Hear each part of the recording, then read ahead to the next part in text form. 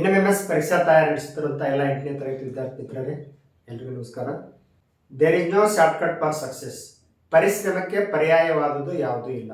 ಅಂದರೆ ಯಾವುದೇ ಒಂದು ಕೆಲಸದಲ್ಲಿ ನಾವು ಸಕ್ಸಸ್ಸನ್ನು ಕಾಣಬೇಕಾದ್ರೆ ಪರಿಶ್ರಮ ಅನ್ನೋದು ಭಾಳ ಇಂಪಾರ್ಟೆಂಟ್. ಹಾರ್ಡ್ ವರ್ಕ್ ಭಾಳ ಇಂಪಾರ್ಟೆಂಟ್. ಯಾರು ತುಂಬ ಪರಿಶ್ರಮ ಜೀವಿಗಳಿರ್ತಾರೋ ಅವರು ತುಂಬ ಅದೃಷ್ಟವಂತರು ಆಗ್ತಾರೆ. ನೀವು ಹಾರ್ಡ್ ವರ್ಕ್ ಮಾಡೋ ಕೆಪಾಸಿಟಿ ಇದ್ರೆ, ಹಾರ್ಡ್ ವರ್ಕ್ ಮಾಡುವಂಥ ಮನಸ್ಥಿತಿ ಇದ್ರೆ ಖಂಡಿತವಾಗ್ಲೂ ಕೂಡ ಅದೃಷ್ಟ ನಿಮ್ಮನ್ನ ಹುಡ್ಕೊಂಡು ಬರುತ್ತೆ. ಅದಕ್ಕೆ ಸದಾಕಾಲ ನೀವು ಹಾರ್ಡ್ ವರ್ಕನ್ನು ಮಾಡೋದನ್ನು ಮುಂದುವರಿಸಿ ಅಂತ ಹೇಳ್ತಾ, ಒಳ್ಳೆ ರೀತಿಯಿಂದ ಹಾರ್ಡ್ ವರ್ಕ್ ಮುಂದುವರಿಸಿದ್ರೆ ನೀವು NMMS ಪರೀಕ್ಷೆಯಲ್ಲಿ ಅತಿ ಹೆಚ್ಚು ಅಂಕ ಗಳಿಸಿ ಸ್ಕಾಲರ್ಶಿಪ್ ಕೂಡ ಸೆಲೆಕ್ಟ್ ಆಗ್ತೀರಿ ಅಂತ ಹೇಳ್ತಾ ಇವತ್ತಿನ ತರಗತಿನ ಪ್ರಾರಂಭ. ಭಾಗಲಬ್ಧ ಸಂಖ್ಯೆಗಳ ಗುಣಲಕ್ಷಣ ಚರ್ಚೆ ಮಾಡ್ತಾ ಇದ್ವಿ. ಇನ್ನೊಂದು 2-3 ಗುಣಲಕ್ಷಣ ಅಷ್ಟೇ ಅದಾವೆ. ಅವಿಷ್ಟು ಮುಗಿಸ್ಕೊಂಡು ನಾವು ಅಭ್ಯಾಸದಲ್ಲಿರೋ ಒಂದಿಷ್ಟು ಪ್ರಶ್ನೆ ನೋಡಿ, ಯಾಕಂದ್ರೆ ಅಭ್ಯಾಸದಲ್ಲಿ ಏನು ಪ್ರಶ್ನೆ ಇದೋ ಅವನ್ನ ಕೇಳಿದ್ದಾರೆ ಒಂದಂಕಕ್ಕೆ, ಅದಕ್ಕೆ ಅವನು ಕೂಡ ನೋಡಿ ನೆಕ್ಸ್ಟ್ ಲಾಸ್ಟ್ ಎಪಿಸೋಡ್ ಏನಂದ್ರೆ ಭಾಗಲಬ್ಧ ಸಂಖ್ಯೆಗಳ ಘಟಕದ ಮೇಲೆ, ರ್ಯಾಷನಲ್ ನಂಬರ್ಸ್ ಚಾಪ್ಟರ್ ಮೇಲೆ ಮ್ಯಾಕ್ಸಿಮಮ್ ಏನೇನು ಮಲ್ಟಿಪಲ್ ಚಾಯ್ಸ್ ಕ್ವಶನ್ ಕೇಳೋಕ್ಕೆ ಸಾಧ್ಯತೆ ಐತಿ ಅವನ್ನ ಮುಂದಿನ ತರಗತಿಯಲ್ಲಿ ಚರ್ಚೆ ಮಾಡೋಣ. 4ನೇ ಗುಣಲಕ್ಷಣ ಯಾವ್ದಂದ್ರೆ ಅನನ್ಯತಾಂಶ. ಇದರಲ್ಲಿ ಸಂಕಲನ ಅನನ್ಯತಾಂಶ ಮತ್ತು ಗುಣಾಕಾರದ ಅನನ್ಯತಾಂಶ ಅಂತ ಬರ್ತೈತಿ. ಇಲ್ಲಿ ಭಾಗಲಬ್ಧ ಸಂಖ್ಯೆಗಳಂದ್ರೆ ಸ್ವಾಭಾವಿಕ ಸಂಖ್ಯೆಗಳು, ಪೂರ್ಣ ಸಂಖ್ಯೆಗಳು, ಪೂರ್ಣಾಂಕಗಳು, ಭಾಗಲಬ್ಧ ಸಂಖ್ಯೆಗಳು 4 ಸೇರಿ ನಾನು ಮಾತಾಡ್ತಾ ಇದ್ದೀನಿ. ಈಗ ನೋಡ್ರಿ, ಒಂದು ಭಾಗಲಬ್ಧ ಸಂಖ್ಯೆಗೆ ಏನನ್ನ ಕೂಡಿಸಿದ್ರೆ ಮತ್ತು ಅದೇ ಭಾಗಲಬ್ಧ ಸಂಖ್ಯೆ ಬರ್ತದೆ. ಒಂದು ಭಾಗಲಬ್ಧ ಸಂಖ್ಯೆಗೆ ಏನನ್ನ ಕೂಡಿಸಿದ್ರ ಮತ್ತು ಅದೇ ಸಂಖ್ಯೆ ಬರ್ತದೆ. 0ನ ಕೂಡಿಸಿದ್ರೆ ಅದೇ ಸಂಖ್ಯೆ ಬರ್ತದೆ. ಈಗ ಸಪೋಸ್ ಈಗ 3 ಐತಿ, 3 ಅನ್ನೋದು ಭಾಗಲಬ್ಧ ಸಂಖ್ಯೆ. 3ಕ್ಕೆ ನಾನು 0 ಇಟ್ಟು ಕೂಡಿಸಿದಾಗ ಮಾತ್ರ ಮತ್ತು 3 ಬರಕ್ಕೆ ಸಾಧ್ಯ. ಯಾವುದೇ ಒಂದು ಭಾಗಲಬ್ಧ ಸಂಖ್ಯೆಗೆ ಏನನ್ನ ಇಟ್ಟು ಕೂಡಿಸಿದ್ರೆ ನಮಗೆ ಅದೇ ಸಂಖ್ಯೆ ಬರ್ತೈತೆ ಅಂದ್ರೆ 0 ಇಟ್ಟು ಕೂಡಿಸಿದ್ರೆ. ಹಾಗಾಗಿ ಭಾಗಲಬ್ಧ ಸಂಖ್ಯೆಗಳ ಸಂಕಲನದ ಅನನ್ಯತಾಂಶ ಏನು? 0. 2/3 ಐತಿ, 2/3ದ ಸಂಕಲನ ಅನನ್ಯತಾಂಶ ಏನು? 0. ಯಾವುದೇ ಒಂದು ಭಾಗಲಬ್ಧ ಸಂಖ್ಯೆ ಅದರ ಸಂಕಲನ ಅನನ್ಯತಾಂಶ ಏನಂದ್ರೆ 0 ಐತಿ. ಈಗ ಸಪೋಸ್ ಹೆಂಗೆ ಕೊಟ್ಟಿರ್ತಾರ, 3 + 0, 0 + 3 = 3. ಭಾಗಲಬ್ಧ ಸಂಖ್ಯೆಗಳ ಸಂಕಲನದ ಯಾವ ಗುಣ ಹೋಲುತ್ತದೆ ಅಂತ ಪ್ರಶ್ನೆ ಕೇಳ್ತಾರೆ. ಈ ಥರ ಕೊಟ್ಟಾಗ ನೀವಲ್ಲಿ ಕನ್ಫ್ಯೂಸ್ ಹಾಕೋಬಾರ್ದು. ಪರಿವರ್ತನೆ ನಿಯಮ ಏನು ಕಲ್ತಿರ್ತಾರೆ, A + B = B + A, ಆ ಥರ ತಿಳ್ಕೊಳಕ್ಕೆ ಹೋಗ್ಬಿಡ್ರಿ. A + B = B + A ಅದನ್ನು ಬದಲು ಮಾಡಿ ಕೂಡಿಸೋದು ಆದಲ್ಲ, ಒಂದು ಸಂಖ್ಯೆಗೆ 0 ಇಟ್ಟು ಕೂಡಿಸೋದು ಅಥವಾ 0ಗೆ ಆ ಸಂಖ್ಯೆ ಕೂಡಿಸಿದ್ರೆ ಅದೇ ಸಂಖ್ಯೆ ಬರ್ತೈತಿ. ಇದು ಸಂಕಲನದ ಅನನ್ಯತಾಂಶ ಅಂತೇಳಿ ಆ ಗುಣದ ನಿಯಮವನ್ನು ಹೇಳಬೇಕು. ಭಾಗಲಬ್ಧ ಸಂಖ್ಯೆಗಳ ಸಂಕಲನ ಅನನ್ಯತಾಂಶ ಏನಾಗಿರ್ತೈತಿ? 0 ಆಗಿರ್ತೈತಿ. ಎಸ್. ಭಾಗಲಬ್ಧ ಸಂಖ್ಯೆಗಳ ಗುಣಾಕಾರದ ಅನನ್ಯತಾಂಶ ಏನಾಗಿರ್ತೈತಿ? ಈಗ ಒಂದು ಸಂಖ್ಯೆ A ಐತಿ, A ಅನ್ನೋ ಸಂಖ್ಯೆಗೆ ಏನು ಇಟ್ಟು ಗುಣಿಸಿದ್ರೆ ಮತ್ತು A ಬರಕ್ಕೆ ಸಾಧ್ಯತೆ ಇದೆ. 1ಅನ್ನು ಇಟ್ಟು ಗುಣಿಸಿ 1. ಎಸ್. ಅಥವಾ 1ಕ್ಕೆ A ಇಟ್ಟು ಗುಣಿಸಿದ್ರು ಕೂಡ ಏನ ಬರುತ್ತೆ. ಅದೇ ಒಂದು ಭಾಗಲಬ್ಧ ಸಂಖ್ಯೆಗೆ ನಾವು ಏನನ್ನ ಇಟ್ಟು ಗುಣಿಸಿದ್ರೆ ಮತ್ತು ಅದೇ ಸಂಖ್ಯೆ ಬರಕ್ಕೆ ಸಾಧ್ಯ ಅಂದ್ರೆ 1ಅನ್ನು ಇಟ್ಟು ಗುಣಿಸ್ಬೇಕು. ಹಾಗಾಗಿ ನಾವು ಈ ಉದಾಹರಣೆಗೆ 5 ಐತಿ, ಈ ಭಾಗಲಬ್ಧ ಸಂಖ್ಯೆಗೆ ನಾವು 1ಅನ್ನು ಇಟ್ಟು ಗುಣಿಸಿದ್ರೆ ಮಾತ್ರ ಅದೇ ಸಂಖ್ಯೆ ಬರಕ್ಕೆ ಸಾಧ್ಯ, ಅಥವಾ 1ಕ್ಕೆ ಆ ಸಂಖ್ಯೆ ಇಟ್ಟು ಗುಣಿಸ್ತಾ ಮತ್ತು ಅದೇ ಸಂಖ್ಯೆ ಬರಕ್ಕೆ ಸಾಧ್ಯ. ಹಾಗಾಗಿ ಭಾಗಲಬ್ಧ ಸಂಖ್ಯೆಗಳ ಗುಣಾಕಾರದ ಅನನ್ಯತಾಂಶ ಏನು? 1. ಭಾಗಲಬ್ಧ ಸಂಖ್ಯೆಗಳ ಗುಣಾಕಾರದ ಅನನ್ಯತಾಂಶ 1. ಸಂಕಲನ ಅನನ್ಯತಾಂಶ 0, ಗುಣಾಕಾರದ ಅನನ್ಯತಾಂಶ 1. ಇವೆರಡು ಅಂಶಗಳು ಗೊತ್ತಿರಬೇಕು. 5ನೇ ಗುಣಲಕ್ಷಣ ಏನಂದ್ರೆ ವಿಲೋಮಾಂಶ. ಭಾಗಲಬ್ಧ ಸಂಖ್ಯೆಗಳ ಸಂಕಲನದ ವಿಲೋಮಾಂಶ ಏನು? ಗುಣಾಕಾರದ ವಿಲೋಮಾಂಶ. ಈಗ ಒಂದು ಸಂಖ್ಯೆ ನಾನು +3 ಅಂತ ಬರಿತೀನಿ. ಈ ಸಂಖ್ಯೆಗೆ ನಾವು ಏನನ್ನ ಇಟ್ಟು ಕೂಡಿಸಿದ್ರೆ 0 ಬರಬೇಕು. ಒಂದು ಭಾಗಲಬ್ಧ ಸಂಖ್ಯೆಗೆ ನಾವು ಏನನ್ನ ಕೂಡಿಸಿದಾಗ 0 ಬರ್ತದೆ. ಈಗೇನು ಇದು ಒಂದು ಸಂಖ್ಯೆ ಐತಲ್ಲ, ಇದ್ರ ವಿರುದ್ಧ ಚಿಹ್ನೆ ಇಟ್ಟು ಕೂಡಿಸ್ಬಿಡೋದು. ಇದು +3 ಐತಾ, ನಾವು -3 ಇಟ್ಟು ಕೂಡಿಸ್ಬಿಟ್ರೆ 0 ಆಗ್ತದೆ. +3 - 3 0. ಈಗ -6 ಐತಿ, ಇದರ ಸಂಕಲನ ವಿಲೋಮಾಂಶ ಅಂದ್ರೆ +6 ಕೂಡಿಸ್ಬಿಟ್ರೆ 0 ಆಗ್ತದೆ. ಅಂದ್ರೆ ಒಂದು ಸಂಖ್ಯೆ, ಒಂದು ಭಾಗಲಬ್ಧ ಸಂಖ್ಯೆ ಸಂಕಲನ ವಿಲೋಮಾಂಶ ಅಂದ್ರೆ ಅದರ ಚಿಹ್ನೆ ಮೈನಸ್ ಇದ್ರೆ ಪ್ಲಸ್ ಹಾಕೋದು, ಪ್ಲಸ್ ಇದ್ರೆ ಮೈನಸ್ ಹಾಕೋದು. ಈ ಉದಾಹರಣೆಗೆ +2/3ದ ಸಂಕಲನ ವಿಲೋಮಾಂಶ. +2/3ದ ಸಂಕಲನ ವಿಲೋಮಾಂಶ ಏನಂದ್ರೆ ಇದು ಪ್ಲಸ್ ಐತಿ ಅಂದ್ರೆ ಮೈನಸ್ ಇಡಬೇಕು, -2/3 ಆಗ್ತದೆ. -7/2 ಐತಿ, ಇದರದ ಸಂಕಲನ ವಿಲೋಮಾಂಶ +7/2. ನಾವು ಚಿಹ್ನೆ ಅಷ್ಟೇ ಚೇಂಜ್ ಮಾಡೋದು. ಚಿಹ್ನೆ ಮೈನಸ್ ಇದ್ರೆ ಪ್ಲಸ್ ಹಾಕ್ಬೇಕು, ಪ್ಲಸ್ ಇದ್ರೆ ಮೈನಸ್ ಹಾಕ್ಬೇಕು, ಇಷ್ಟ. ಯಾವುದೇ ಒಂದು ಭಾಗಲಬ್ಧ ಸಂಖ್ಯೆ ಕೊಟ್ಟು ಅದ್ರ ಸಂಕಲನ ವಿಲೋಮಾಂಶ ಬರೀದಂದ್ರೆ ಅದ್ರ ಚಿಹ್ನೆ ಪ್ಲಸ್ ಇದ್ರೆ ಅದು ವಿಲೋಮಾಂಶಕ್ಕೆ ಮೈನಸ್ ಹಾಕ್ಬೇಕು, ಮೈನಸ್ ಕೊಟ್ಟಿದ್ರೆ ಪ್ಲಸ್ ಹಾಕ್ಬೇಕು, ಇಷ್ಟೇ.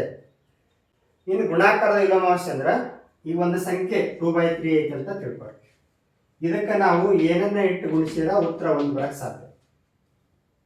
ಈ ಗುಣಾಕಾರದ ವಿಲೋಮಾಂಶ ಅಥವಾ ಉತ್ಕ್ರಮ ಅಂತ ಕರೀತಾರೆ. ಒಂದು ಭಾಗಲಬ್ಧ ಸಂಖ್ಯೆಗೆ ನಾವು ಏನನ್ನ ಇಟ್ಟು ಗುಣಿಸಿದ್ರೆ ಒಂದು ಉತ್ತರ ಬರ್ತದೆ. ಇದನ್ನ ಉತ್ಕ್ರಮ ತಗೊಂಡಾಗ ಛೇದ ಮೇಲೆ ಅಂಶ ಕೆಳಗೆ ಬರೆದ್ರೆ, ಇದರ ಉತ್ಕ್ರಮ ಅಂದ್ರೇನು? ಛೇದ ಮೇಲೆ ಅಂಶ ಕೆಳಗೆ ಬರೋದು. 2 2 ಗೆಟ್ ಕ್ಯಾನ್ಸಲ್, 3 3 ಗೆಟ್ ಕ್ಯಾನ್ಸಲ್, ಉತ್ತರ 1 ಉಳಿತೈತಿ. ಅಂದ್ರೆ 5/6 5/6 ದ ಗುಣಾಕಾರದ ವಿಲೋಮಾಂಶ ಏನು? ಗುಣಾಕಾರದ ವಿಲೋಮಾಂಶ ಅಂದ್ರೆ ಉತ್ಕ್ರಮ ಅಂತ ಅರ್ಥ. ಯಾವ ಭಾಗಲಬ್ಧ ಸಂಖ್ಯೆ ಇರ್ತೈತಿ ಅದರ ಛೇದ ಮೇಲೆ ಅಂಶ ಕೆಳಗೆ ಬರೀಬೇಕು. 6/5 ಮೈನಸ್ 5/2 ಐತೆ ಅಂತ ತಿಳ್ಕೊಳ್ಳಿ. ಚಿಹ್ನೆ -5/2. ಇಲ್ಲಿ ನೀವು ಕನ್ಫ್ಯೂಸ್ ಆಗೋ ಸಾಧ್ಯತೆ ಐತಿ. ಚಿಹ್ನೆ ನಮಗೆ ಲೆಕ್ಕಕ್ಕೆ ಬರೋದಿಲ್ಲ. ಚಿಹ್ನೆ ಯಾವ್ದೈತೆ ಅದನ್ನ ಇಡೋದು.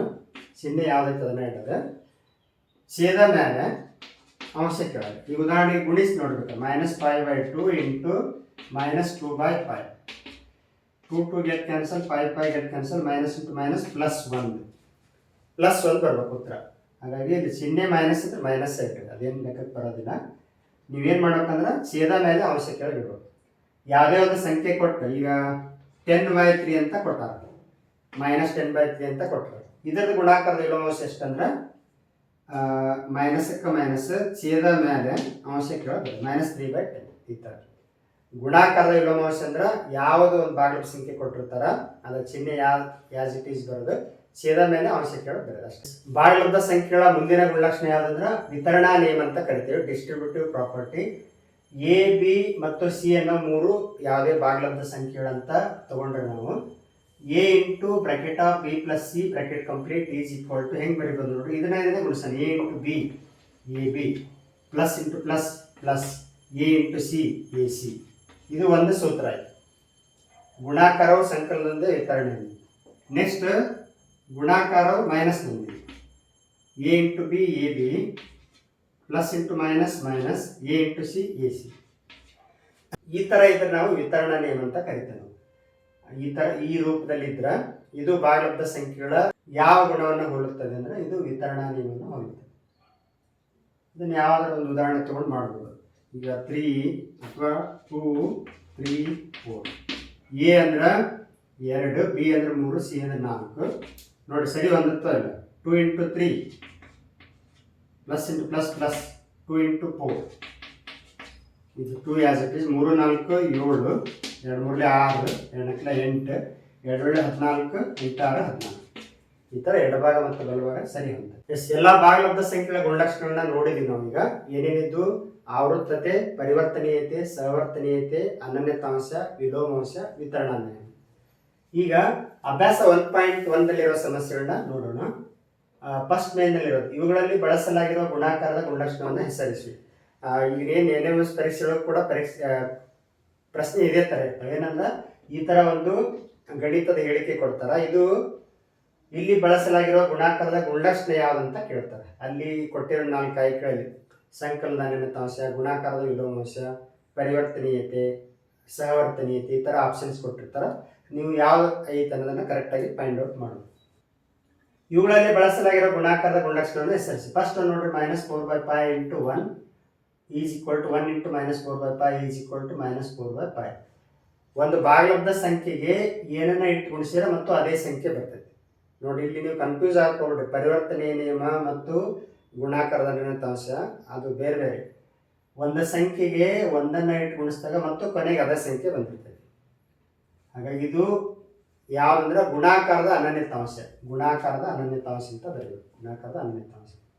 ನೆಕ್ಸ್ಟ್ ಸೆಕೆಂಡ್ ಒಂದು -13/17 into -2/7 is equal to -2/7 into -13/7. ಇಲ್ಲಿ A into B is equal to B into A into B is equal to B into A ಆಗಿದೆ. ಅಂದರೆ ಎರಡು ಸಂಖ್ಯೆಗಳನ್ನ ಅದಲು ಬದಲು ಮಾಡಿ ಗುಣಾಕಾರ ಮಾಡಿದ್ದಾರೆ. ಇದು ಯಾವ ಗುಣಲಕ್ಷಣ ಅಂದ್ರೆ ಗುಣಾಕಾರದ ಪರಿವರ್ತನೀಯ ನಿಯಮ ಅಥವಾ ಗುಣಾಕಾರದ ಪರಿವರ್ತನೀಯತೆ ಹೊಂದಿದೆ ಅಂತ ಅರ್ಥ. ಗುಣಲಕ್ಷಣ -19/29 ಇಂಟು 29/-19 ಈಸ್ ಈಕ್ವಲ್ ಟು 1. ಒಂದು ಭಾಗಲಬ್ಧ ಸಂಖ್ಯೆಗೆ ಏನನ್ನ ಇಟ್ಟು ಗುಣಿಸಿದ್ರೆ 1 ಬರ್ತೈತಿ. ಈಗಷ್ಟೇ ಡಿಸ್ಕಸ್ ಮಾಡಿದೇವಲ್ಲ, ಅದರ ಉತ್ಕ್ರಮ ಬರೀಬೇಕು. ಛೇದ ಮೇಲೆ ಅಂಶ ಕೆಳ ಬರೆದ್ರೆ 1 ಬರ್ತೈತಿ ಉತ್ತರ. ಹಾಗಾಗಿ ಯಾವುದೇ ಒಂದು ಭಾಗಲಬ್ಧ ಸಂಖ್ಯೆಯ ಉತ್ಕ್ರಮವೇ ಅದರ ಗುಣಾಕಾರದ ವಿಲೋಮಾಂಶ ಇರ್ತದೆ. ಇಲ್ಲಿ ಏನೈತಿ ಉತ್ತರ? ಗುಣಾಕಾರದ ವಿಲೋಮಾಂಶ. ಸೆಕೆಂಡ್ ಕ್ವಶನ್ ಕರೆಕ್ಟ್ ನೋಡ್ರಿ. ಎ ಬಿ ಸಿ ಅಂತ 3 ಸಂಖ್ಯೆ ಕೊನೆಯ 2 ಸಂಖ್ಯೆಗಳನ್ನ ಅಸೋಸಿಯೇಟ್ ಮಾಡಿದಾರೆ. ಇಲ್ಲಿ ಈ ಕಡೆ ಮೊದಲೆರಡು ಸಂಖ್ಯೆಯನ್ನು ಅಸೋಸಿಯೇಟ್ ಮಾಡಿದ್ದಾರೆ. ಅಂದ್ರೆ A into bracket of B into C bracket complete ಅನ್ನ ಹಿಂಗೆ ಬರಿಬೋದು ನಾವು. ಬಲಭಾಗದಲ್ಲಿ ಎ ಇಂಟು ಬಿ ಅದೊಂದು ಅಸೋಸಿಯೇಷನ್ ಇಂಟು ಸಿ, ಈ ಥರ. ಇದು ಗುಣಾಕಾರದ ಸಹವರ್ತನೀಯ ಗುಣ ಇದು. Next last question. 2 ಭಾಗಲಬ್ಧ ಸಂಖ್ಯೆಗಳ ಗುಣಲಬ್ಧವು ಯಾವಾಗಲೂ ಭಾಗಲಬ್ಧ ಸಂಖ್ಯೆನ ಆಗಿರ್ತದೆ. ಯಾವುದೇ 2 ರ್ಯಾಷನಲ್ ನಂಬರ್ಸನ್ನು ಮಲ್ಟಿಪ್ಲೈ ಮಾಡಿದ್ರೆ ಅದರ ಪ್ರಾಡಕ್ಟ್ ಏನಾಗಿರ್ತೈತಿ, that is also a rational number. ನೋಡಿ ಎಷ್ಟು ಸಿಂಪಲ್ ಆಯ್ತು ನೋಡ್ರಿ. ಭಾಗಲಬ್ಧ ಸಂಖ್ಯೆಗಳನ್ನ ನೀವು ಕರೆಕ್ಟಾಗಿ ತಿಳ್ಕೊಂಡ್ಬಿಟ್ರೆ ಅದ್ರ ಮೇಲೆ ಯಾವ ಪ್ರಶ್ನೆ ಕೊಟ್ಟರು ಕೂಡ ತುಂಬ ಸುಲಭವಾಗಿ ಉತ್ತರ ಗುರ್ತು ಹಾಕ್ತೀವಿ.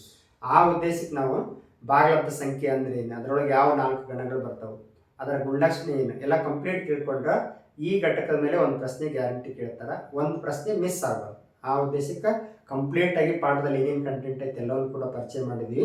ಜೊತೆಗೆ ಅಭ್ಯಾಸ 1.1 ಕಂಪ್ಲೀಟ್ ಬಿಡಿಸಿದ್ವಿ. ಅಧ್ಯಾಯ 1 ಭಾಗಲಬ್ಧ ಸಂಖ್ಯೆಗಳು ರ್ಯಾಷನಲ್ ನಂಬರ್ಸ್ ಒಳಗೆ ಏನೇನು ಕಂಟೆಂಟ್ ಐತಿ ಎಲ್ಲವನ್ನು ಕೂಡ ಡಿಸ್ಕಸ್ ಮಾಡಿದ್ವಿ. ಮುಂದಿನ ತರಗತಿಯಲ್ಲಿ ನಾವು ಈ ಪಾಠಕ್ಕೆ ಸಂಬಂಧಪಟ್ಟದ್ದು ಮ್ಯಾಕ್ಸಿಮಮ್ ಬಹು ಆಯ್ಕೆ ಪ್ರಶ್ನೆ ಏನೆಲ್ಲ ಕೇಳೋಕ್ಕೆ ಸಾಧ್ಯತೆ ಐತಿ ಅವುಗಳನ್ನ ಬಿಡಿಸೋಣ. ಅದು ಲಾಸ್ಟ್ ಎಪಿಸೋಡ್. ಇದೇ ಥರ ಎಲ್ಲ ಘಟಕಗಳನ್ನು ನಾವು ಬಹು ಆಯ್ಕೆ ಪ್ರಶ್ನೆ ಬಿಡಿಸ್ತಾ ಹೋಗೋಣ ಅಂತ ಹೇಳ್ತಾ ಇವತ್ತಿನ ತರಗತಿಯನ್ನು ಮುಗಿಸ್ತಾ ಇದ್ವಿ. ಧನ್ಯವಾದಗಳು.